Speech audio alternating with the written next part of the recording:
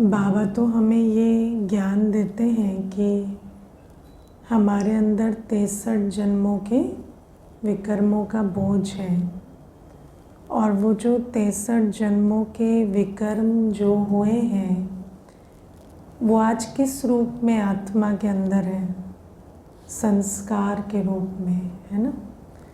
तो कभी कभी हम जान भी नहीं पाते हमारे संस्कारों में कितनी विकृति है ना। क्योंकि अगर आप देखेंगे तो हमारे संकल्प, हमारे बोल, हमारे कर्म सब हमारे संस्कार का रिफ्लेक्शन है और कल्याण से ज़्यादा अकल्याण के संकल्प, बोल, कर्म चलते हैं, है ना। और सामने वाला भी उसको ज़्यादा पिक करता है। क्यों करता है? क्योंकि वो संस्कार अभी कलयुग अंत में सबके अंदर है। इसीलिए वैसे तो देखो हर कोई कहेगा कि हम कोई किसी का बुरा थोड़ी चाहते हैं, हम तो कल्याण की ही सोचते हैं। लेकिन कल्याण का इंटेंशन रखना और कल्याण का संस्कार होना, दोनों में बहुत अंतर है। मैं आपको एक बहुत छोटी सी इसमें बात बताती हूँ। अभी पीछे एक युगल आए थे, तो नई नई शादी हुई थी, अराउंड 1.5 वर्ष हुए थे शादी को। अभी बच्चे कोई नहीं है। तो बहुत झगड़ा और बहुत सारी प्रॉब्लम्स के बाद उन्होंने डिसाइड किया, किसी ने उनको रेकमेंड किया कि आप थोड़ा सेंटर पर जाओ और बात करो। तो पहली बार आए थे, तो मैंने उनको इंडिविजुअली पूछा कि क्या प्रॉब्लम है। तो हर एक दूसरे के बारे में बहुत बातें बोले। फिर वो मुझे एक बहुत अच्छा प्रश्न उन्होंने पूछा। उन्होंने कहा, शादी मर्जी से हुई, ऐसा नहीं है कि मैं शादी नहीं करना चाहता था, किसी ने ज़बरदस्ती करा दी, ऐसा नहीं है। शादी मर्जी से हुई। हम शादी करना चाहते थे, इनसे ही करना चाहते थे। इन्होंने भी कहा हम भी शादी करना चाहते थे, इनसे ही करना चाहते थे। तो लेकिन शादी के बाद अब समझ में नहीं आ रहा है ये क्या हो रहा है। क्योंकि जब हमारा पर्पस एक है, हम दोनों मर्जी से शादी किए, हमारा दिल भी है, ऐसा भी नहीं है कि आज हम शादी तोड़ना चाहते हैं, लेकिन हम रोज़ झगड़ते हैं और इतना झगड़ते हैं कि हमसे सब परेशान हो चुके हैं। तो मैं उनको यही बात कह रही थी उस दिन कि देखो आजकल क्या है ना कि हमारा इंटेंशन अगर क्लियर भी है और जो भी हम उसको प्योर इंटेंशन तो नहीं कहेंगे जो वो कह रहे हैं, लेकिन ठीक है आपके हिसाब से आपका इंटेंशन पर्पसफुल भी है या एक उसका एक दिशा भी है, लेकिन संस्कार एक टोटली डिफरेंट सब्जेक्ट है। इसीलिए इंटेंशन की भी संस्कार के साथ अलाइनमेंट नहीं होती है। और कई बार हम ये बात समझ नहीं पाते, तो हम सोचते हैं अगर इसका इंटेंशन ये है तो ये ऐसा क्यों बोल रहा है, ऐसा क्यों कर रहा है। तो हम हर जगह पर इंटेंशन और संस्कार का अलाइनमेंट ढूंढ रहे हैं, लेकिन संस्कार बहुत विकृत हैं। और इसी कारण से जहाँ लवफुल होना चाहिए, जहाँ पीसफुल होना चाहिए, जहाँ कोऑपरेटिव होना चाहिए या जहाँ कल्याण के संकल्प रखने चाहिए, कई बार आत्मा नहीं रख पाती। लेकिन वो जो इंटेंशन जो अच्छा है उसको अगर हम क्वेश्चन करने लगें कि नहीं, अगर संस्कार ऐसा है तो फिर इंटेंशन भी ठीक नहीं है, अगर हम उसको क्वेश्चन करने लगे तो फिर क्या होता है, धीरे धीरे वो इंटेंशन को भी बाहर होता जाता है। इसलिए हर आत्मा को अपने लिए ये समझना पड़ेगा कि मैं जो सोचता हूँ और जो बोलता हूँ, करता हूँ, उसमें अंतर है। सोचता अच्छा हूँ, कम से कम जो संबंध संपर्क में आते हैं बाबा के बच्चे तो हैं ही अच्छे, जो संबंध संपर्क में भी आते हैं वो भी इंटेंशन तो अच्छा ही रखते हैं ना, नहीं तो वरना कोई क्यों सेंटर के द्वार भी भटकेगा, कोई आवश्यकता ही नहीं है। लेकिन वो जो कथनी करनी है ना, वहाँ बहुत अंतर पड़ जाता है। और इसीलिए बाबा हमें बार बार कहते हैं कि अपने संस्कारों को रिफॉर्म करो। और संस्कार कैसे परिवर्तन होते हैं? योग से। संस्कार परिवर्तन के लिए हमें योग चाहिए। हमें बहुत अंतर्मुखी होकर बाप की याद में, बाप के संस्कार सो मेरे संस्कार, इस अवस्था में बैठना पड़ेगा। उसका और कोई शॉर्टकट नहीं है, तपस्या करनी ही पड़ेगी। तो बाबा इसीलिए हमें कहते हैं कि ये जो, जैसे अभी प्रश्न उठ रहा था ना कि कल्याणकारी बाप की संतान है, कल्याण करना भी चाहते हैं, लेकिन फिर भी संकल्प बोल कर्म कई बार कल्याण की दिशा में नहीं है, क्योंकि वो संस्कार में बहुत अभी बोझ है। 63 जन्मों के विकर्मों का बोझ संस्कार में दिखाई देता है। और इसीलिए हम तो हमेशा यही, जो सेंटर पर भी रहते हैं या आपस में भी मिलते जुलते हैं, तो हमेशा यही सोचते हैं कि we are united by intention divided by sanskar. तो इसीलिए संस्कारों पर अटेंशन नहीं देना है, नहीं तो डिवीज़न बढ़ेगा। और अगर इंटेंशन पे अगर आप फोकस करेंगे तो वो एकता रहेगी। तो ये मैं तो ऑलमोस्ट एक मंत्रा की तरह रोज़ इसको प्रैक्टिस करती हूँ, क्योंकि इतनी सारी बातें स्वभाव संस्कार की आती है। अंदर भी 4 आत्माओं में भी बहुत बातें आती हैं, क्योंकि हम देखते हैं कि अच्छा इंटेंशन अच्छा है, फिर सफाई की सेवा हो रही थी तो ऐसे ऊपर ऊपर से साफ़ क्यों कर दिया, ठीक से क्यों नहीं किया। बाबा का घर है तो करना चाहिए ना, जब बाबा का घर है, प्यार है, तो फिर वो सफाई में ये कामचोरी क्यों हुई। तो ये जो कामचोरी है वो संस्कार है। ऐसा नहीं है कि उसके कारण ये मतलब कम प्यार है बाबा से। बाबा से कम प्यार नहीं है, बाबा से बहुत प्यार है, बाजुओं में ताकत नहीं है, या वो संस्कार ही नहीं बनाया है कि ठीक से वो काम करें। तो इसीलिए बहुत इन बातों को समझना पड़ता है। और आज ऐसे बहुत संकल्प वरदान के प्रति चल रहे थे कि जैसे बाबा हमें कहते हैं कि ज्ञानी की निशानी क्या है कि सर्व के प्रति कल्याण की भावना। अब आप देखो, भावना जो चीज़ होती है ना, वो बहुत सूक्ष्म होती है। और अगर आप देखेंगे, भावना का पालना से बहुत कनेक्शन है। मुझे एक बार जानकी दादी जी की क्लास में एक बहुत अच्छी बात मैंने सुनी थी। दादी कहती, हमारी पालना बाबा की भावना से हुई। बाबा देखो, ऐसा तो नहीं है कि मानो अंग संग भी रहते थे, लेकिन फिर भी ऐसा तो नहीं है ना हमेशा बाबा के सामने ही बैठे रहेंगे।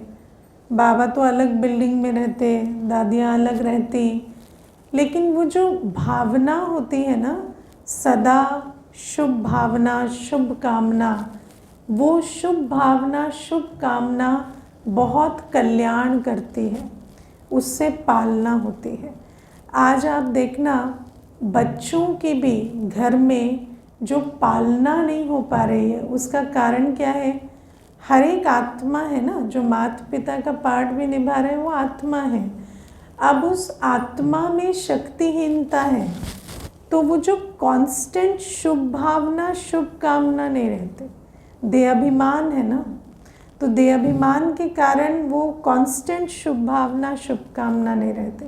कोई भी चीज़ देखेंगे, मानो यही देख लिया कि बच्चे के मार्क्स ठीक नहीं आ रहे, तो फट से जो शुभ भावना है वो बदल जाती है।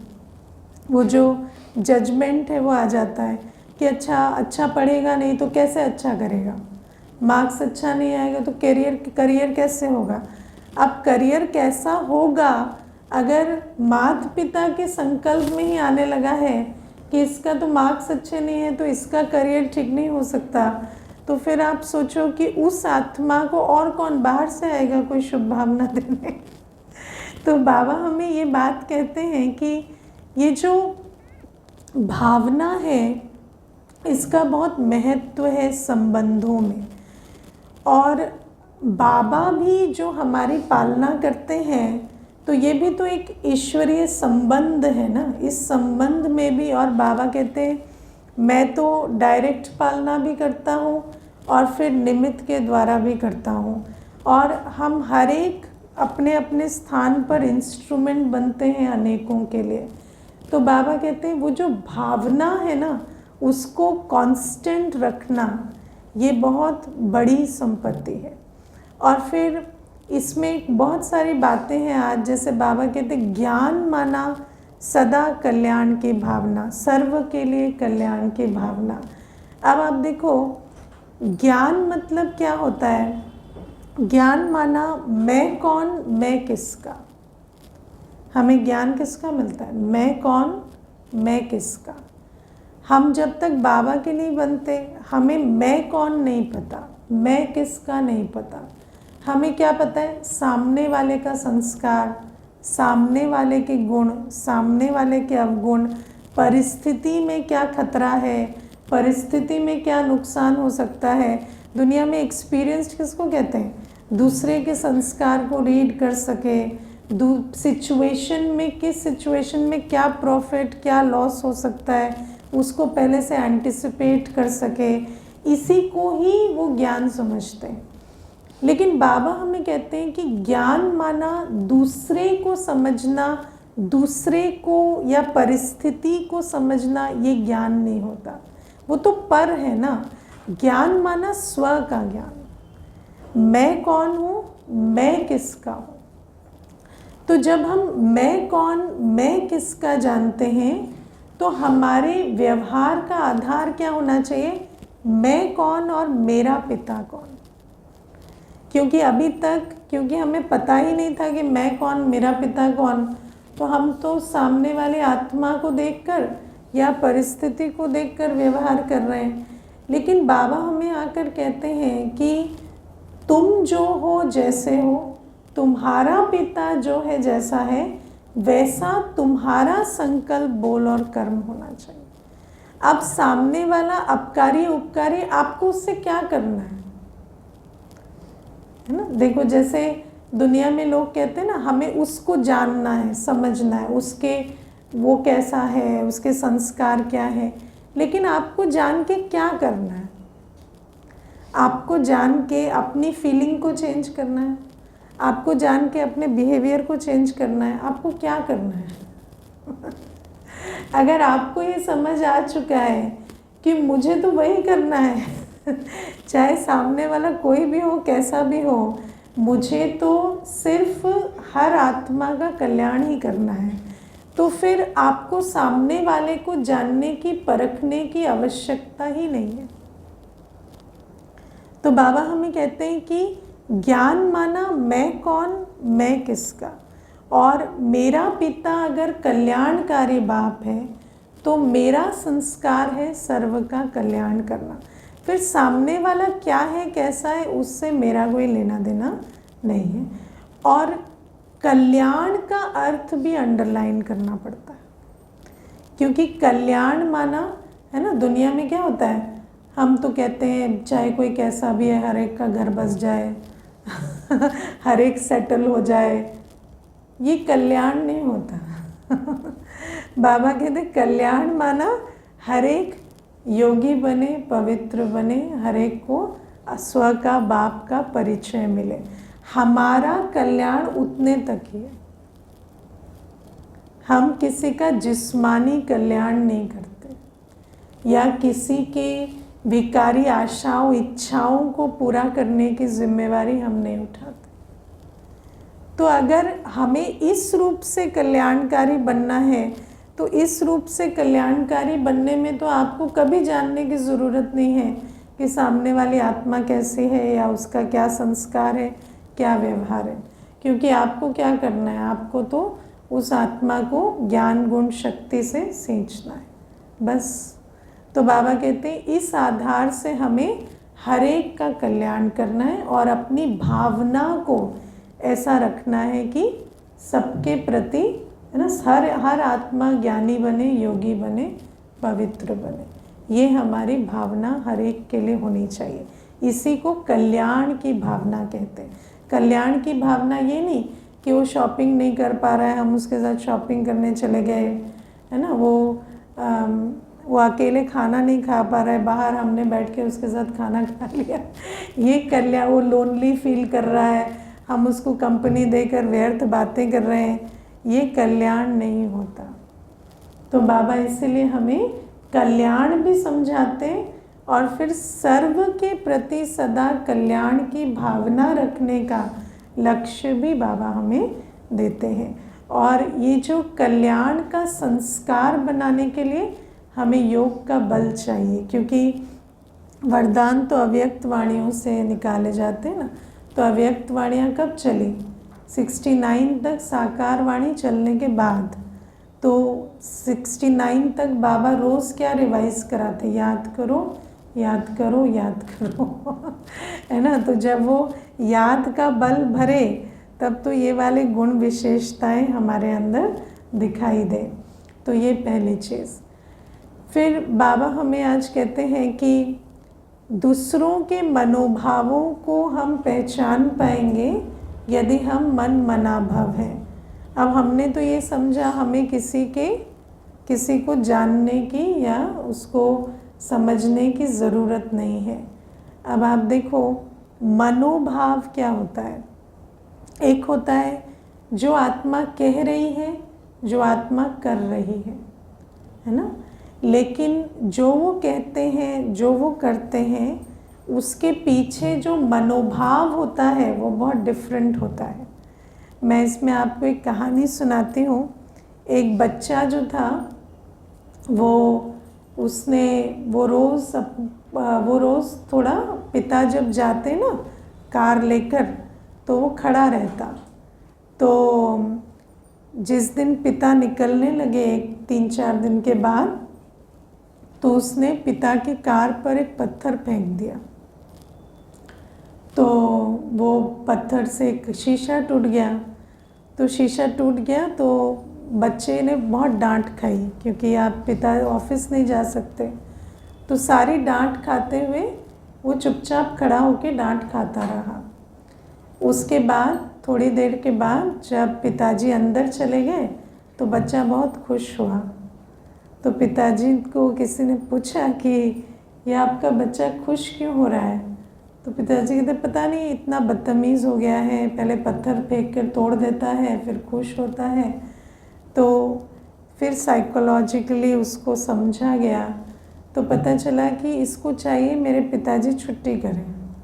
अब वो वैसे कहने से छुट्टी तो करेंगे नहीं, तो भले ही उसने अपने मन में कैलकुलेट भी किया कि पत्थर फेंक दूंगा, डांट भी खाऊंगा, पर ठीक है अल्टीमेटली तो ये छुट्टी करके बैठेंगे ना।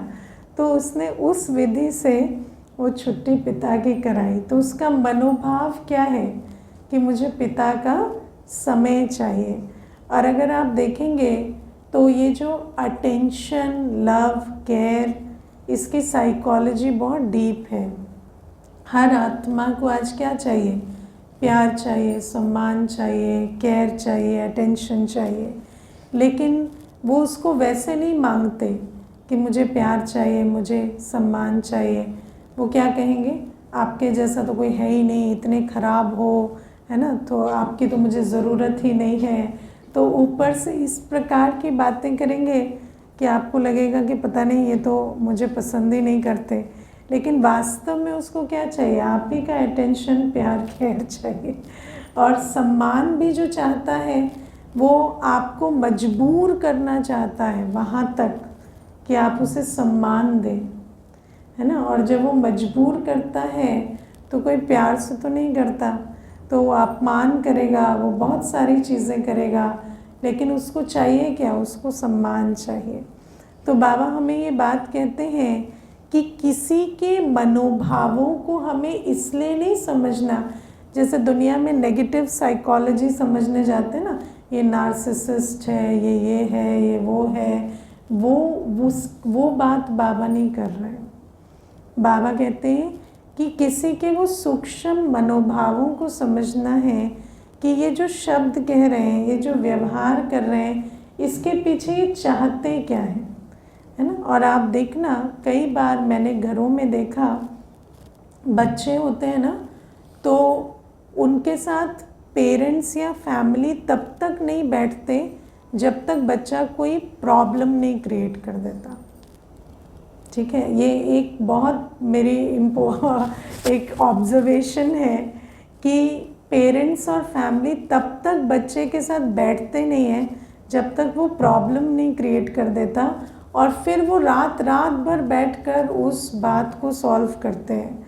तो कई बार ऐसा होता है, बच्चा सिर्फ इसीलिए प्रॉब्लम क्रिएट कर रहा होता है कि फाइनली ये बैठ के और ये वो चर्चा करेंगे और वो सल्यूशन होगा।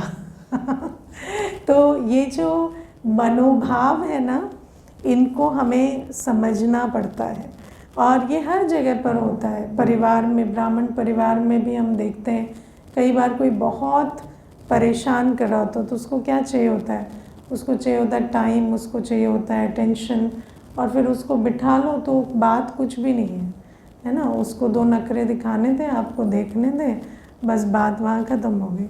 तो बाबा हमें कहते हैं कि ये जो बातें हैं, ये एक बार समझ जाएं तो उस मनोभावों को समझकर आप वो जो बिहेवियर है उसको बल भरने की जगह उसको ख़त्म कर देंगे।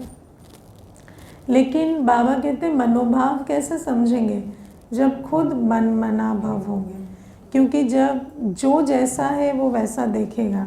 अगर मैं देह अभिमान में हूँ तो मुझे क्या दिखाई देगा, उसका देह अभिमान, उसके देह अभिमान के बोल मुझे सुनाई देंगे, उसके देह अभिमान के कर्म मुझे दिखाई देंगे। लेकिन अगर मेरे अंदर कंपैशन है, मेरे अंदर, क्योंकि जब मन मनाभव होते हैं तो बाबा आत्मा जो है बाबा के साथ में गुण मूर्त शक्ति स्वरूप बनती है। तो जब गुण शक्तियाँ इमर्ज है तो आप सामने वाले आत्मा के अंदर भी जो सूक्ष्म इच्छाएं हैं, जो सूक्ष्म उनकी चाहना है, वो आप उसको समझ पाते हैं। ठीक है ना। तो ये भी बाबा हमें समझाते हैं। फिर बाबा आज हमें कहते हैं कि हम बच्चों ने जाने और आने का राज समझा है, क्योंकि दुनिया में तो किसी को नहीं पता कि हम आए हैं और हमें जाना है। सब क्या सोचते हैं, हम तो यही हैं, यही रहना है, जीना यहाँ, मरना यहाँ, इसके सिवा जाना कहाँ। लेकिन बाबा कहते नहीं, जीना मरना का चक्र भले यहाँ चलता है, लेकिन आने और जाने का राज अभी तुमने समझा है, और अब हमें वापस जाना है। ये ज्ञान की बहुत इम्पॉर्टेंट पॉइंट है, क्योंकि दुनिया में मनुष्य नहीं जानते कि हमें जाना है। उनको बस पता है हमें यही जीना है, यही रहना है, यही सब कुछ चलता रहेगा। लेकिन और अगर ख़त्म होगा तो इनके साथ ख़त्म हो जाना है। लेकिन बाबा कहते नहीं, सब कुछ को ख़त्म होना है, तुम्हें जाना है और फिर तुम्हें वापस आना है। तो ये जो राज है, ये जब हम समझते हैं तो बाबा कहते हम बच्चे वो एकमात्र वो छोटा सा संप्रदाय हैं जो वापस जाने का पुरुषार्थ करते हैं। हमें मालूम है कि हम परम धाम से आए हैं, और हम कैसे आए थे, पवित्र आए थे, और अब हमें पवित्र बनकर जाना है।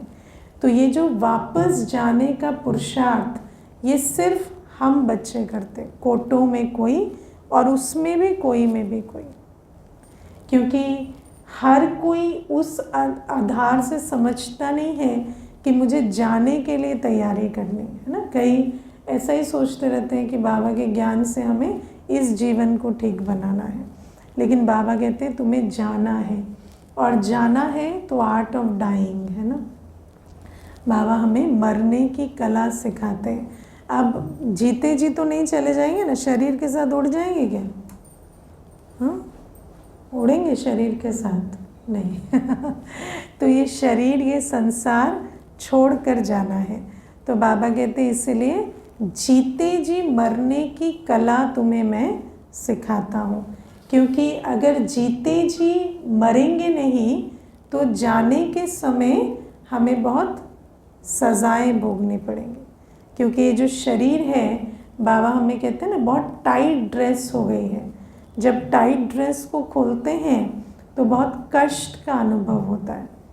इसलिए बाबा कहते हैं जाने से पहले तुम्हें जीते जी मरकर जाने के लिए तैयार होना है।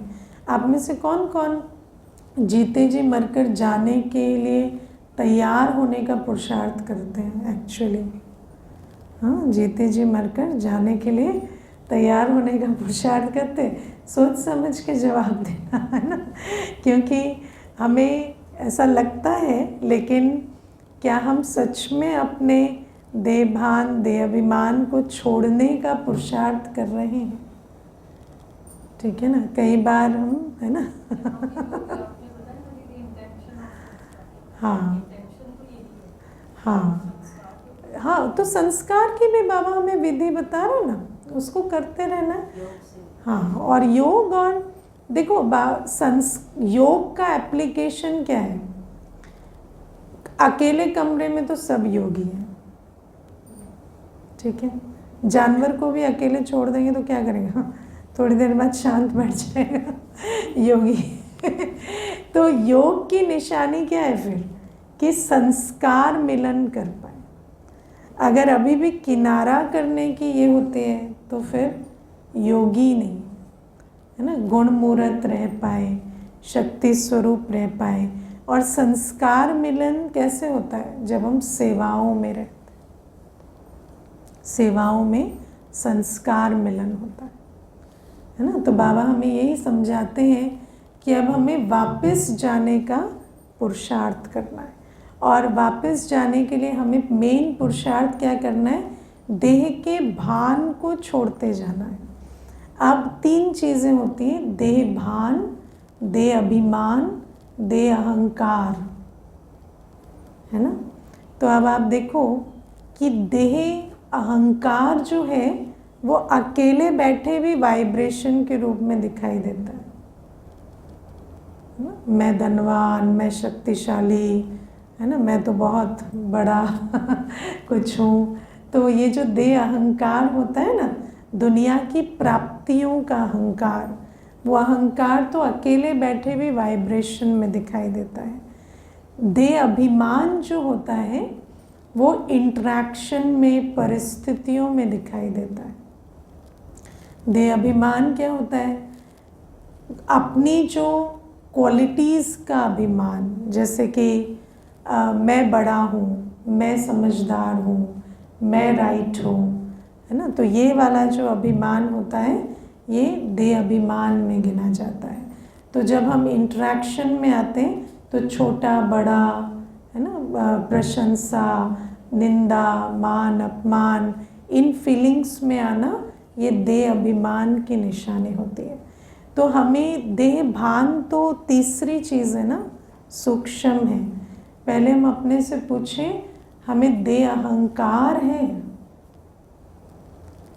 फिर देह अभिमान है ना। देह अभिमान माना क्या हम अपमानित महसूस करते हैं? देह अभिमान की निशानी होती है अपमान की फीलिंग में आना, किसी भी फीलिंग में आना, ये देह अभिमान की निशानी होती है। तो बाबा कहते हैं ये जो फीलिंग्स में आना, मेरा अपमान हुआ, मुझे नहीं पूछा, मुझे ऐसे किया, मुझे ऐसे किया, ये सब देह अभिमान की फीलिंग है। मैं राइट हूँ, मुझे रिजेक्ट कर दिया, वो रॉन्ग है, उसकी सुनी, ये सारी बातें देह अभिमान की बातें। तो हम अपने आप से पूछें, देह भान तो छोड़ो, देह अभिमान आता है ना। क्योंकि दुनिया में तो देह अहंकार इतना है ना। आप देखना आजकल तो मनुष्य ऐसे रहना चाहता है कि कोई उससे जाके बात ना कर ले, है ना। जैसे अनअप्रोचेबल होना, देह अहंकार की ये निशानी है, अनअप्रोचेबल होना, मेरे तक कोई पहुंच ना पाए, मेरे से कोई बात ना कर पाए, ये सब देह अहंकार की निशानी होती है ना। मैं बड़ा हूँ, मैं पावरफुल हूँ, मैं स्पेशल हूँ, रेस्पेक्टफुल हूँ, तो ये सारी चीज़ें जो है ये देह अहंकार से आती हैं। और देह अभिमान जो है उसमें इंटरेक्शन में तो आते हैं, संबंध संपर्क में आते हैं, लेकिन बहुत फीलिंग्स में आएंगे, ओवर थिंकिंग चलेगी, किसी की भी बात को पिक करेंगे, उससे भावनाएं क्रिएट करेंगे, बहुत संकल्प चलाएंगे, ये सब देह अभिमान से है ना। उसने ऐसा कह दिया, उसने ऐसा कह, अरे कह दिया तो कह दिया, क्या हो गया, तुम्हारे कुछ छिल गया क्या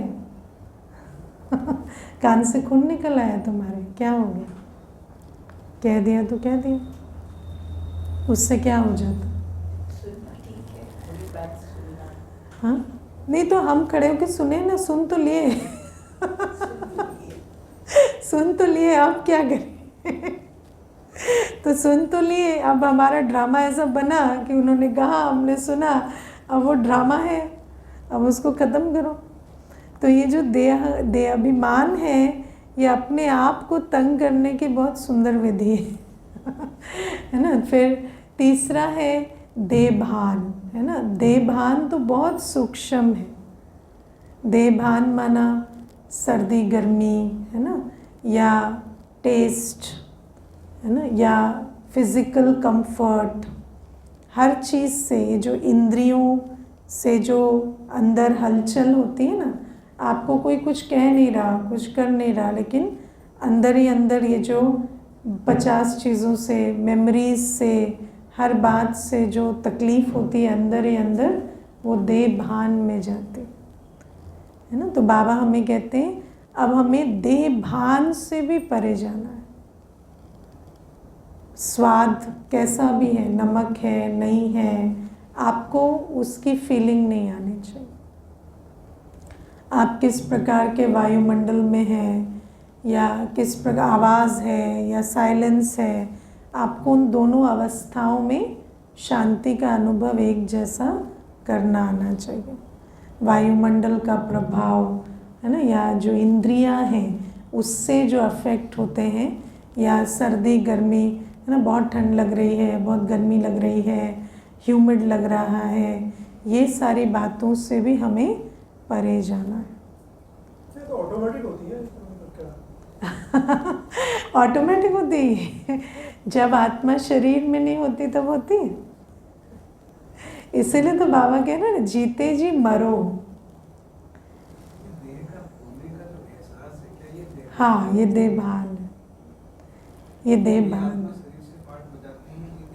हाँ मैं नहीं, शरीर, मैं आत्मा शरीर से पाठ बजाती वो नहीं है, लेकिन मैं इंजीनियर, मैं प्रोफेसर, हाँ तो वो तो है ना।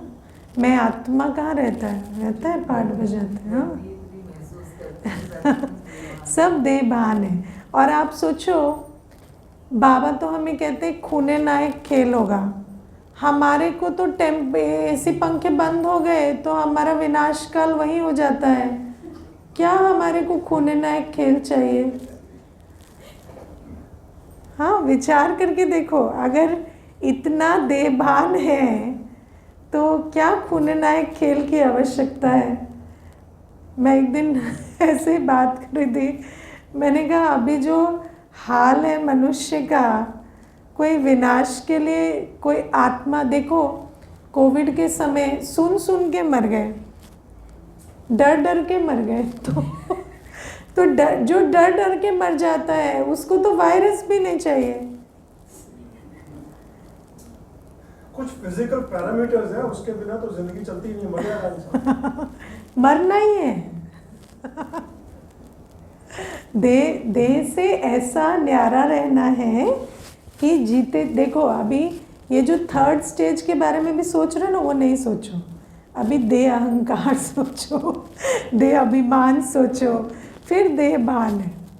इसलिए ये जो तीसरी चीज़ है ना, ये तो बुद्धि में भी नहीं आती है ना। मुझे एक बार एक किसी ने बोला कि मुझे तो टेम्परेचर 1 डिग्री ऊपर नीचे हो जाता है तो मुझे तकलीफ़ होती है।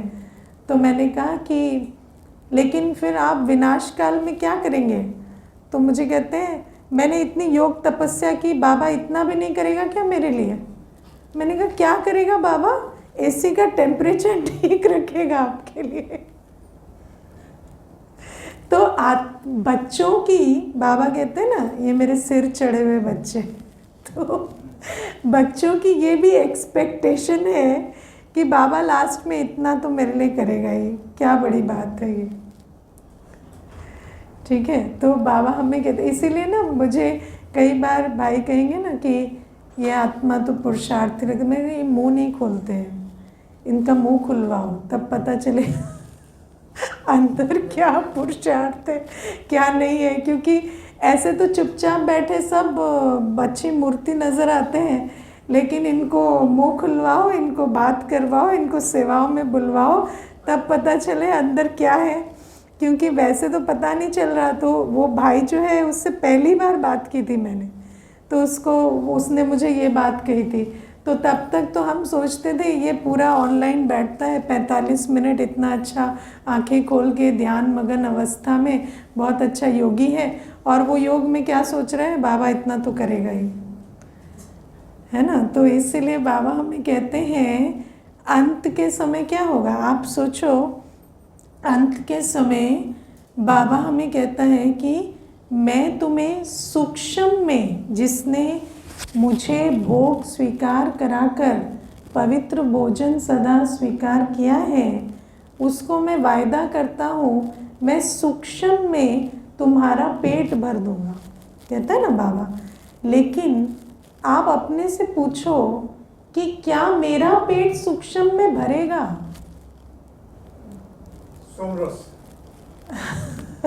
सूक्ष्म में पेट भरता कैसे है? और स्थूल में, जब स्थूल में पेट भरता है तो जैसा फील होता है वैसा सूक्ष्म में पेट भरेगा तो फील होगा। डकार आएगी क्या आपको? क्या होगा जब सूक्ष्म में पेट भरेगा? बस ताकत रहेगी। लेकिन अगर संस्कार ये है कि जीभ से स्वाद आना चाहिए और पेट फुल लगना चाहिए और, है ना, यहाँ तक भोजन फील होना चाहिए, तो वो कहाँ, वो थोड़ी करेगा बाबा। तो बाबा हमें कहते हैं कि ये जो सारा देहभान है इस पर हमें जीत पानी पड़ेगी, है ना। देखो, एक होता है प्यास लगना। आप सोचो हमारी साइकोलॉजी कैसी है। मुझे याद है एक बार ना कोई एक सेवा में थे, तो उन्होंने बहुत देर से पानी नहीं पिया था।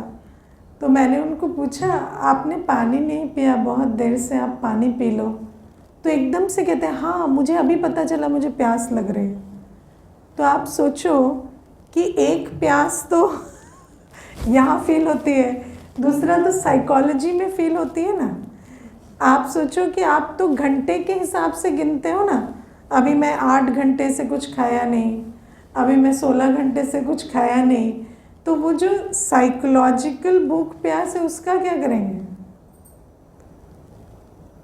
अंत में तो सब कुछ विषाक्त हो जाएगा। तो बाबा कहते हैं ये जो देह भान से भी परे जाएंगे तब तो अंत मते सोगति होगी। मतलब उसका इफेक्ट कम होना चाहिए, जो भी पैरामीटर्स है उसके हाँ, तो जिंदा रह नहीं सकते। मैंने कहा ना पहले देह अभिमान पे काम करेंगे, अभी देह भान की बारी नहीं आई है। अभी तो देह अभिमान इतना है, अभी तो बात बर्दाश्त नहीं कर पाते, है ना, परिस्थितियाँ आती हैं तो हिल जाते हैं, धन की बात ऊपर नीचे हो जाती है तो इतना असर हो जाता है। तो कहाँ देह भान, अभी तो देह भान बहुत दूर है। किनारा करना ठीक नहीं है, अगर कॉन्फ्लिक्ट नहीं करना है तो किनारा करके क्या करना है? देखो, किनारा जब भी आप करेंगे आपके संकल्प उनके प्रति चलेंगे। आप जिससे किनारा करते हैं उसके बारे में आपके संकल्प नहीं रुकते। समझ रहे हैं? लोग कहते हैं ना आप अवॉइड कर दो, इग्नोर कर दो, ये कॉन्सेप्ट ही नहीं है। आप फिजिकली इग्नोर कर सकते हो, आपके संकल्प रुकते ही नहीं है जब आप किनारा करते हो। तो किनारा करना is not the solution. Confrontation भी ठीक कन्फ्रंट नहीं करना है, अपनी भावनाओं को ठीक करना है, मनोभावों को समझो। हर आत्मा क्या है? Weak souls perform bad actions, simple. जब कोई बुरा व्यवहार करता है आत्मा में कमजोरी, और कमजोरी क्या होती है? ज्ञान, पवित्रता, शांति, प्रेम, सुख, आनंद, शक्ति की कमी। आपको उसका सहयोग उसको देना है।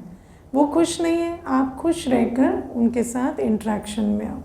वो दुखी रहते हैं, दुखी होकर दो बातें कहते हैं, आप हमेशा सुख स्वरूप होकर उनके साथ इंटरेक्शन में आओ। आप प्रेम स्वरूप होकर इंटरेक्शन में आओ,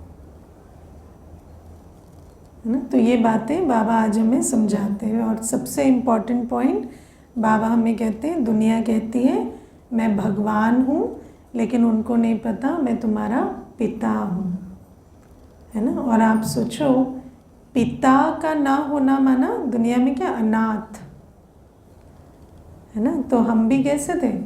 माता पिता की पालना के बिना चल रहे थे, और आज हमारे पास माता पिता है ना। माता पिता से क्या क्या मिलता है उसकी लिस्ट भी नहीं बना सकते, है ना। बाबा से भी हमें क्या नहीं मिलता?